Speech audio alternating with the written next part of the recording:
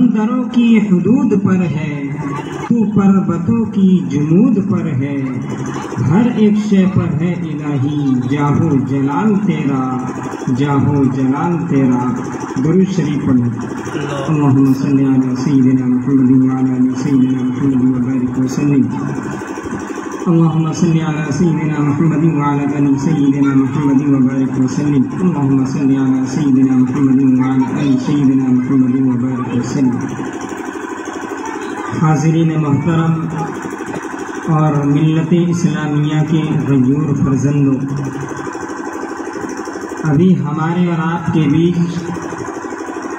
مولانا نے بڑی اہم باتیں رکھی ہیں۔ اللہ تعالیٰ ہمیں ان باتوں پر عمل کی توفیق عطا فرمائے، اور وقت کو دیکھتے ہوئے میرا کسی چیز کو تفصیل سے بیان کرنا یہ شاید آپ حضرات کی طبیعت پر بھی بار محسوس ہوگا۔ بہرکیف مجھے بھی حکم ہوا ہے چند باتیں جو مناسب ہوں وہ آپ حضرات کے سامنے رکھنے کی کوشش کروں گا۔ دعا کیجئے کہ خالق کائنات مجھے صحیح کہنے اور ہم سب کو ان باتوں کو اپنی زندگی کے اندر لانے کی توفیق عطا فرمائے۔ میں وہیں سے بات شروع کروں گا جہاں سے مولانا نے پہلی بات چھوڑی تھی، اربعۃ الحرم، کہ 4 مہینے اللہ تبارک و تعالی نے مقدس بنائے ہیں۔ اس پر مولانا نے تفصیلی بات رکھ دی۔ اس کے بعد آتا ہے یہ مہینہ، اس مہینے کی فضیلت سے متعلق جب احادیث دیکھتے ہیں، جب قرآن و سنت کا جائزہ لیتے ہیں تو بے شمار احادیث ایسی ہیں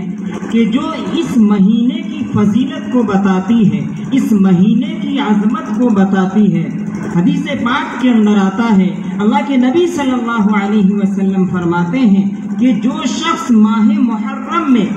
عاشورہ کے دن روزہ رکھتا ہے تو اللہ تبارک و تعالی اس کے 1 سال کے گناہ معاف کر دیتا ہے۔ اور اسی طریقے سے بہت ساری احادیث ہیں جن کو میں آپ حضرات کے سامنے نہیں رکھوں گا، صرف یہ حدیث رکھنا ہے فضیلت سے متعلق کہ اللہ کے نبی نے فرمایا جو شخص عاشورہ میں روزہ رکھتا ہے اس کے 1 سال کے گناہ معاف کر دیے جاتے ہیں۔ اور جہاں پر بھی فضیلت کے باب میں اس طرح کا جملہ آتا ہے یا علماء کرام بتاتے ہیں یا کتابوں کے اندر ہم لوگ پڑھتے ہیں تو وہاں گناہ کے معاف سے یہ مطلب ہوتا ہے کہ جو گناہ صغیرہ ہے وہ معاف ہوتے ہیں، گناہ کبیرہ بغیر توبہ کے معاف نہیں ہوتے۔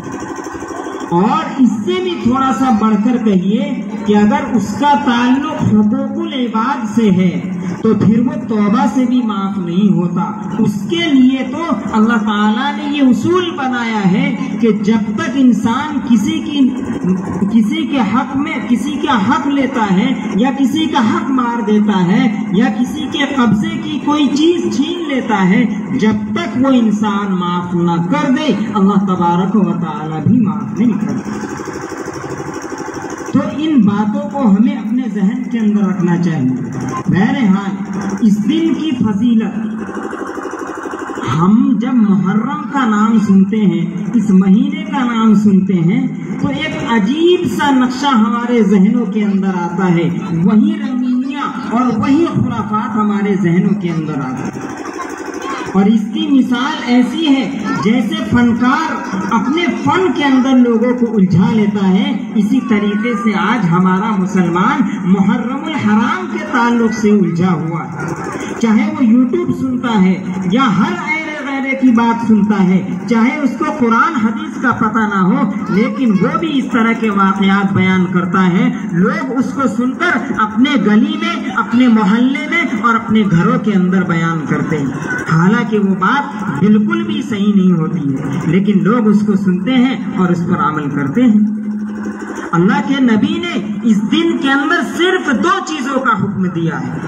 ایک روزے کا حکم دیا ہے اور دوسرا اپنے اہل و عیال پر خرچ کرنے کا حکم دیا۔ کتنی باتوں کا حکم دیا آپ نے؟ صرف 2 باتوں کا حکم دیا ہے، ایک روزہ اور دوسرا اپنے اپنے اہل و عیال پر خرچ کرنا۔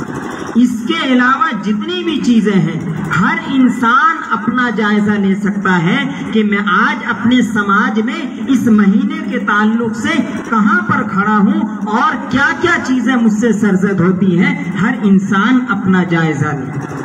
ورنہ آپ یوٹیوب کے اندر سنیں گے یا اسی طریقے سے بہت ساری کتابیں پڑھیں گے تو نہ جانے اس میں کیا کیا مل جائے آپ، حالانکہ قرآن و حدیث اس کا بالکل انکار کرتا ہے۔ اور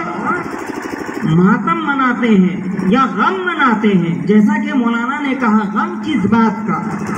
شہادت کی دعا تو خود نبی نے بھی کی ہے، آپ بھی چاہتے تھے کہ مجھے شہادت کی موت ہو، حدیث پاک کے اندر آتا ہے اللہ کے نبی خود چاہتے تھے اور فرماتے ہیں آپ کہ میں یہ چاہتا ہوں کہ مجھے قتل کر دیا جائے، پھر مجھے زندہ کیا جائے، پھر مجھے قتل کیا جائے، پھر مجھے زندہ کیا جائے اور پھر مجھے قتل کر دیا جائے۔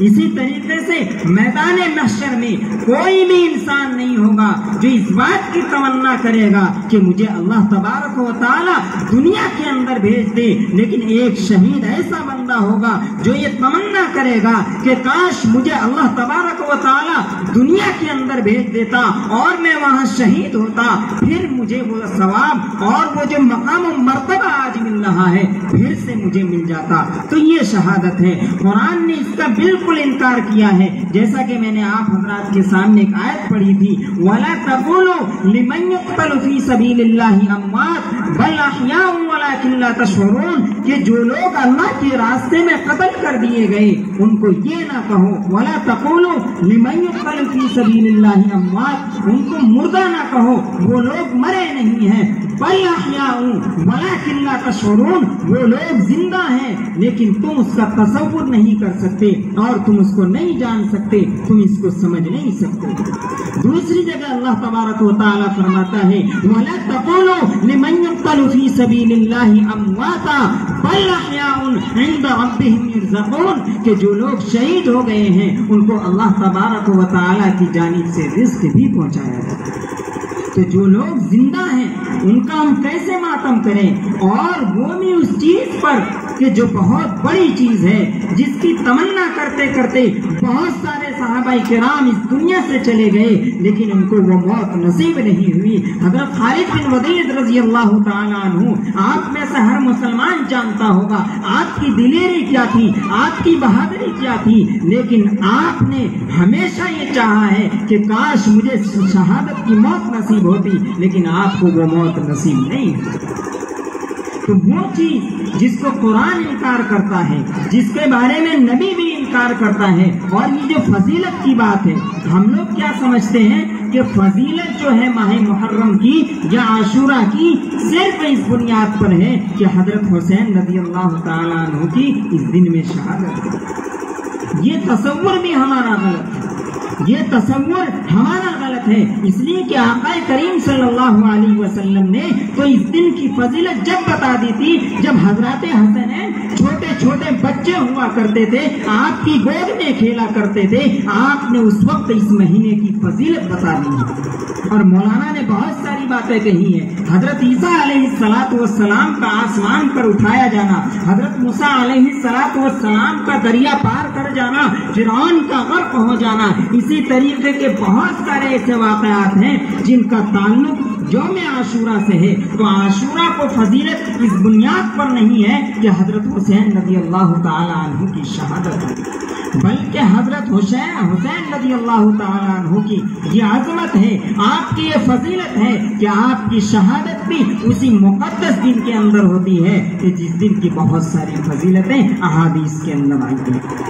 اس لیے ہر مسلمان کو اپنے اندر جائزہ لینا چاہیے کہ آخر ہم کیا کر رہے ہیں۔ اور اسی طریقے سے جو یہ واقعہ کربلا ہے، میں اس واقعہ کو چھیڑوں گا نہیں، لیکن ہمیں کم سے کم یہ دیکھنا ہے کہ یہ جو واقعہ پیش آیا ہے یہ واقعہ ہمیں کیا سبق دے کر جاتا ہے،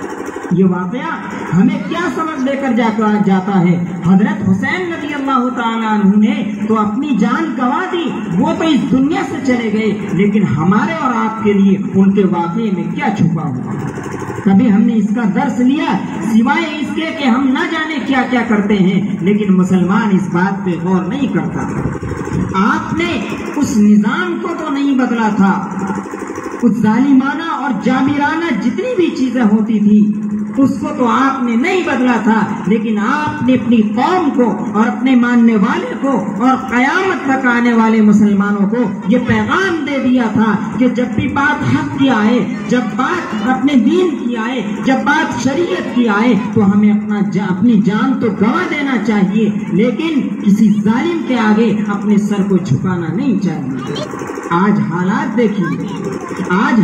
دیکھیے، ہم اور آپ کن حالات سے گزر رہے ہیں، تو سبق ہمیں یہ لینا چاہیے کہ جب ہماری شریعت لٹ رہی ہو، جب ہمارے گھروں کے اندر طرح طرح کے فتنے آ رہے ہوں اور ہم پہ طرح طرح کے حملے ہو رہے ہوں، ہماری شریعت تک محفوظ نہ رہتی ہو، تو ایسے موقع پر یہ واقعات ہمارے لیے ایسے ہیں کہ ہمیں سبق لینا چاہیے۔ لیکن ہمارا مسلمان سبق صرف ان چیزوں میں لیتا ہے جہاں پر عیاشی کا موقع ملے، جہاں پر خرافات کا موقع ملے، ان چیزوں کو مسلمان لے لیتا ہے اور جو چیزیں لینے کی ہے اس کو بھول جاتا ہے۔